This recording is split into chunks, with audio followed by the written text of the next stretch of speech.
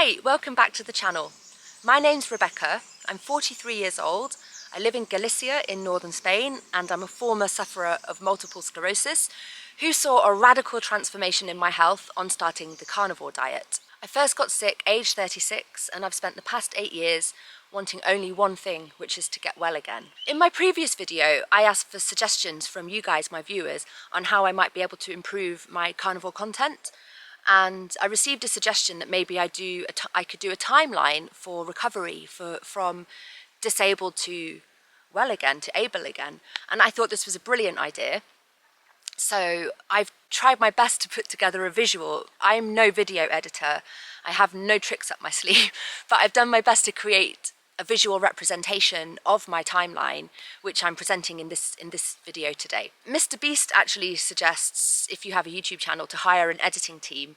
I'm not quite at that level, so you're just going to have to put up with my crude attempt at some snazzy visuals. I just want to say that this has been the longest and hardest struggle of my life, and I'm just really hoping that my videos will help other people out there with chronic illnesses to take their health into their own hands and maybe start walking a similar path. I'm going to put links below for some of the things that I mentioned in the video, so let's just get stuck in. Okay, so the story starts back in December 2015, roughly, when the first symptoms started to appear, which looking back I realise now was the onset of multiple sclerosis, although I had no idea at the time.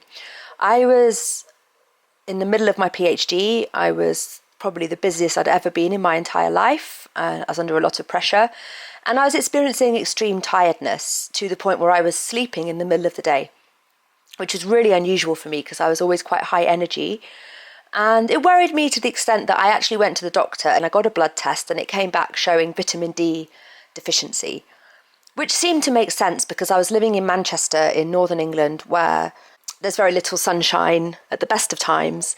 And of course, because I was doing my PhD, I was indoors all day looking at a screen, so I wasn't outside to get any vitamin D. So that just kind of made sense, and I didn't think it was anything to worry about. But by the time April rolled around, 2016, all of a sudden, things started to go a bit wrong. I went down with what I thought was a virus. I was very, very dizzy and I think slightly sick. I couldn't see properly. I remember driving to the supermarket and realising that I couldn't drive, that it was dangerous and that I shouldn't do that again. And I thought that it was something called adrenal fatigue that I'd found from Googling my symptoms, brought on from extreme exhaustion from studying my PhD. But what happened was the dizziness settled down into double vision. And I mentioned this to my father, who is a retired GP, and he said, look, you need to take yourself to a doctor and get it looked into, because he was aware that this was potentially serious if it was double vision. I didn't know that. I remember getting a train to campus because I couldn't drive and going to see my senior lecturer whose classes I was teaching. And I remember breaking down in front of her in sobs. And she just said, oh, Rebecca, you're exhausted, go home. But I didn't go home. I went for a coffee with a friend. And that friend said to me, why don't you go to the eye hospital, which is directly opposite campus? So that's what I did. And I was very surprised to find that they put me through for a brain scan that same night. They put me in, I was admitted into hospital, and I received the results of that brain scan at midnight that night, saying that I did not have a tumour. It was clear. But they said to me, look, stay in for another 5 days and we can give you an MRI scan. So that's what I did. And the MRI scan revealed demyelination, which is a sign of MS. So that was the first I heard of the possibility that I had multiple sclerosis. So that was obviously very concerning, and what followed from that was that they had to monitor me for some weeks to find out if the nerve in my eye, which had failed, would start to repair itself, because that would determine what type of multiple sclerosis I had. If the nerve started to repair, then it was relapsing, remitting MS. If it didn't, then it was primary progressive, which would obviously be basically catastrophic. So I kept going back into the hospital to have my eyesight tested, and thank God, some weeks in, it started to show signs of repair. So I knew that at least The good news was it was relapsing remitting MS, which is not as severe as primary progressive. So eventually, December 2016, 8 months later, I was formally diagnosed.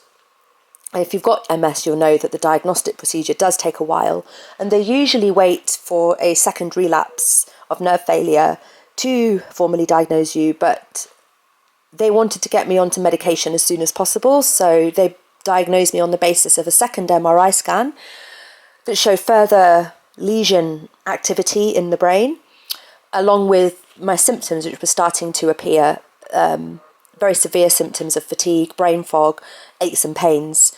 My body was changing, so it was clear to me that something had gone wrong, and so the diagnosis made sense. And then, of course, I was put on the medication. That was Copaxone, which is a daily injectable. Absolutely horrible, extremely painful. Not the jab itself, but the stuff in your body afterwards, especially if you don't have much fat on your body, which I didn't, because I was following now the OMS diet, overcoming multiple sclerosis. So when they first told me about the possibility of multiple sclerosis, I obviously Googled it. I obviously came across Wall's protocol, which is the #1 diet everybody's heard of for MS. But I actually went with this other diet I found, OMS diet, which was like a vegan diet, except that it included fish and it excluded all saturated fat. That meant that I couldn't just have processed vegan food like a vegan burger, because that had like sunflower oil in it, you know. So in some respects that diet was extremely good for me, and I did lose weight, although I wasn't overweight, but still I lost all the fat that I had on my body, and my skin improved. And I think I looked quite good when I was on that diet, but I did not feel good. It didn't help me feel stronger or healthier in any way whatsoever. But what it did do for me was sort of give me a sense of control psychologically, because everything suddenly was going out of my control, and it was a very frightening time. And the other thing I did that was positive was to get a dog. And the reason I did that was because I realised that I needed something outside of myself to focus on, to care for, something that would force me to get out of the house and take a walk, meet other dog walkers, you know. And lots of people said I was crazy for doing that. Take on something like that when you're in the final year of your PhD, going down with MS. Why would you take on that responsibility? But honestly, it was the best thing I ever did. I'm so glad I got my little doggy, Yasmin, and she is actually the reason I'm still here. That really made a difference for my mental health to get Yasmin. She's an absolute delight. So anyway, the other thing that was keeping me going, focused on something beyond the MS, was the fact that I was still studying for my PhD, and it was the thing that mattered most to me. My thesis I was so proud of, and my career was going exceptionally well, and I really was in denial about the fact that my career could be affected by this. So I just ploughed on, and even though every sentence that I was writing felt like I was carving it directly into my brain, I finished it. I finished my PhD, and I did that without compromising the quality. I had to extend by 6 months, and my funding ran out because of that. So it was a little bit scary, but I did manage to finish it, and I submitted it. But as soon as I submitted it, I crashed. That was the beginning of the downward spiral.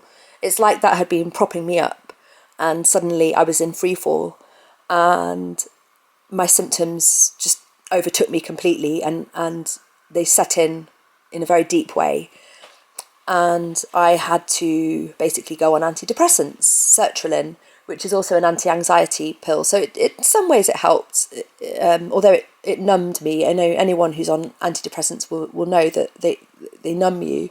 So now I was on a cocktail of drugs with side effects, and I didn't recognise myself anymore. And also my best friend of 17 years did a disappearing act at that time. I still don't understand why.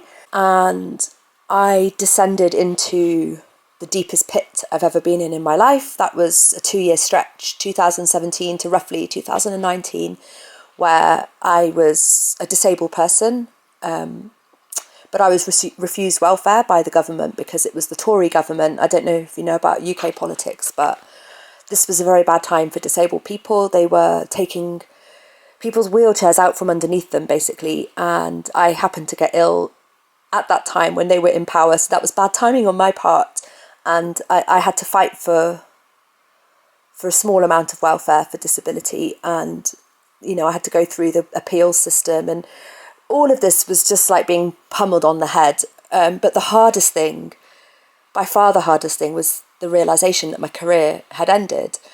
And the way that this happened was particularly brutal because prior to MS appearing in my life, my supervisors had sat me down in front of a job description for a postdoc position that they had got funding for. And they said, we would like you to apply for this job. Would you like this job? And of course I was over the moon, and the thought of being able to stay in my own department and work with my supervisors for another 3 years and have that job stability, I was absolutely over the moon that they'd earmarked me for the position. And I handed in my application and I went to town on it. I really gave it my all, and I was waiting for the interviews. But an email went round quite late at night one night, which I received, and to my horror, the email said that the interviews had already taken place and they'd given the job to somebody in the year below me. And I hadn't even known that the interviews were happening, let alone be called for an interview. And the only difference was that I now had a disability. So that was the biggest blow of all. I never recovered from that. That's where my mental health started to take a downturn as well. I don't really remember these 2 years. It was just being in a dark pit.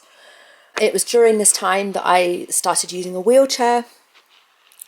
But I literally found it difficult to get from the living room to the kitchen, and my entire day would revolve around trying to get the dog walked. I was unable to stand in the shower. I used to have to lie down for a couple of hours after having a shower. It's called post-exertional malaise, where you can't exert yourself even a minimal amount without having a huge fatigue payback.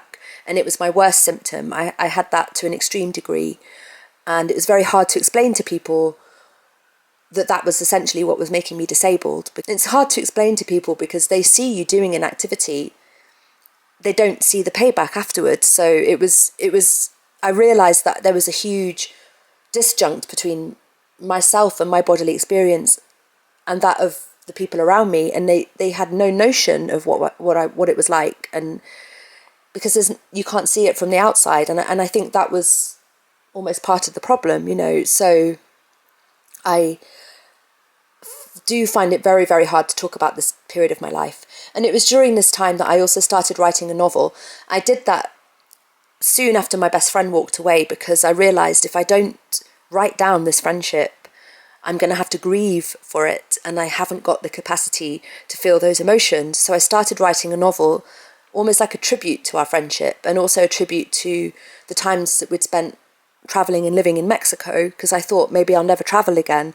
So that was a positive thing I did during this time, but it was a very, very slow process. And yeah, I just also want to say that it's quite disheartening to find that now people use AI to write novels. I did not use AI to write my novel. I wrote it very slowly with the little energy that I had, and I just stuck at it for years. I think it took in total of 4 or 5 years to write it, so actually to completion.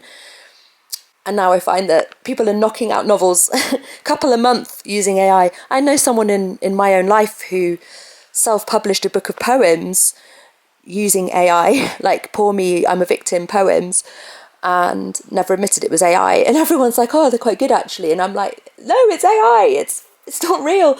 Anyway, that is a side issue. Let's not get distracted. But yeah, I wrote a novel. I didn't use AI. And that was the one thing that I can look back on from that period and say, I'm proud of this. These years of my life were not for nothing. Something came of them. And I don't want to dwell too much on this part of the timeline. It was something I would not wish on anybody. Things started to turn around, surprisingly, very surprisingly, in April 2019, when I had my first upturn in health. So by this point, I'd come off the MS medication. I simply couldn't do it anymore. It was too traumatizing. It was too painful. And I really didn't see the benefit, because it wasn't helping my symptoms. It was just adding an extra layer of trauma and symptoms to what was already happening. And so The upturn came from the fact that I discovered that there was an environmental factor in my condition. I talked about this in an interview with Dave Mack, No Carb Life. However, I haven't really talked about it on my channel because the thing is, it's a censored topic, and it's also one that's very controversial, and I get a lot of backlash from it when I do try and talk about it. It is 100% what I experienced, which was that I discovered that there was an environmental factor in that my symptoms of nausea and brain fog were being made worse by Wi-Fi exposure. And I immediately went to a wired connection and, stopped using my mobile phone. And that gave me an element of functionability again, if that's a word, cognitively and physically. So it wasn't a huge amount, but it took me from non-functioning to basically functioning again. And this just so happened to be at the time when the Brexit deadline for residency applications in the EU was looming. And I realised that I had to get out. This was my chance. I couldn't go from the living room to the kitchen before this, but now I was thinking of moving countries and not just moving countries, but getting out of the city and moving off-grid up a mountain. But I really saw it as my only option as well, because of the fact that my bread and butter is translation. And I'd spent a couple of years on the sofa barely speaking any English, let alone Spanish. And if you don't practice your Spanish, it will go. And I knew that I had to be in Spain if I was to stand a chance of resurrecting my career in any small way. So I didn't see that I had any choice, and I moved heaven and earth to get to Spain, to northern Spain, because heat intolerance is a big part of MS, and I knew that I couldn't live in the south of Spain for that reason. So I went to the north of Spain, to Asturias, and I found a mountain cabin, sold my house, bought the cabin, and moved there, and then basically just started to live a completely different life in a different environment. And that did help a lot. It did. I was drinking spring water. I was getting a lot more vitamin D. I was no longer surrounded by all of these huge cell phone towers, and I did see some improvement. I think the people around me couldn't tell at all that there was anything wrong with me. However, I was still limited by my fatigue, and I still had a very poor memory. I haven't actually mentioned until I this whole time I was smoking cannabis medicinally.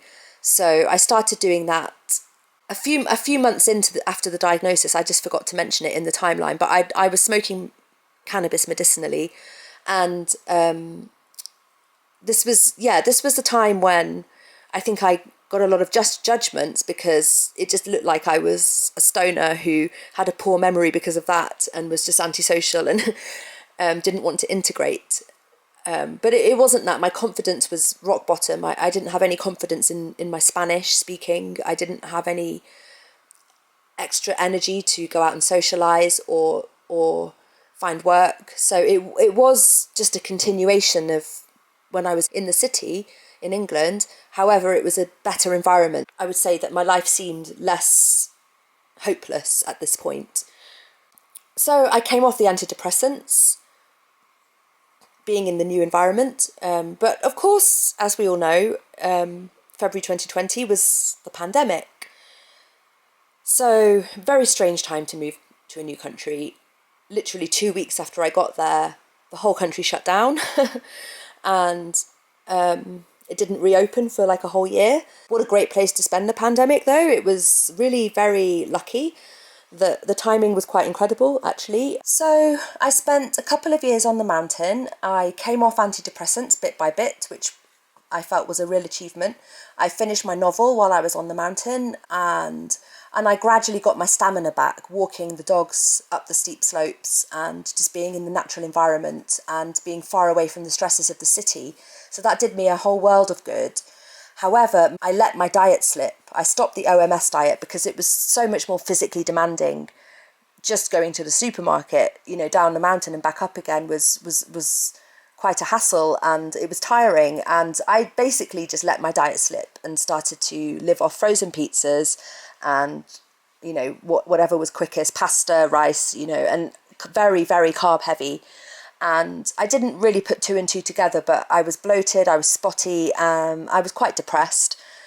Not as depressed as I'd been before, but my energy wasn't what I wanted it to be, and it was impacting my social life and my ability to work, which was what I most wanted, a social life and to have a career back again in some form. So it was a mixed time, but definitely a general upward trend. And then I met my partner, my now ex, Anthony, and quite soon after we met, we went on a road trip to Turkey for 6 weeks. And that was absolutely incredible. That was quite life-changing. It made me feel like I was back in the world again, and that, I was actually living a life, which was just amazing. I can't put words to how incredible that was.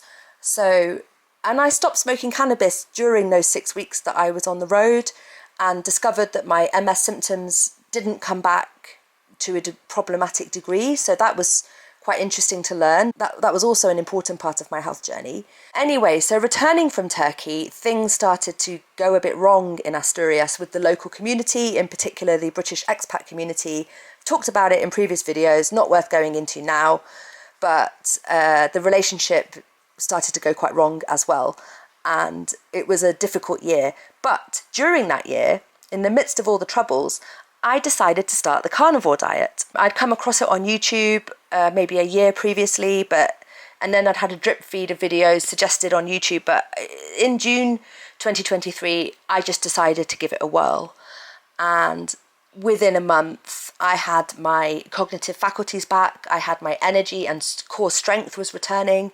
My skin had improved. My bloating had gone away. I had completely transformed. I felt as healthy as before I'd gone down with MS. It was absolutely astonishing, and it was so quick. It was just a line in the sand where suddenly everything changed for the better. And it's been an uphill trend ever since then. So that was June 2023. By the time April came around, I was in a position where I didn't need to smoke cannabis anymore.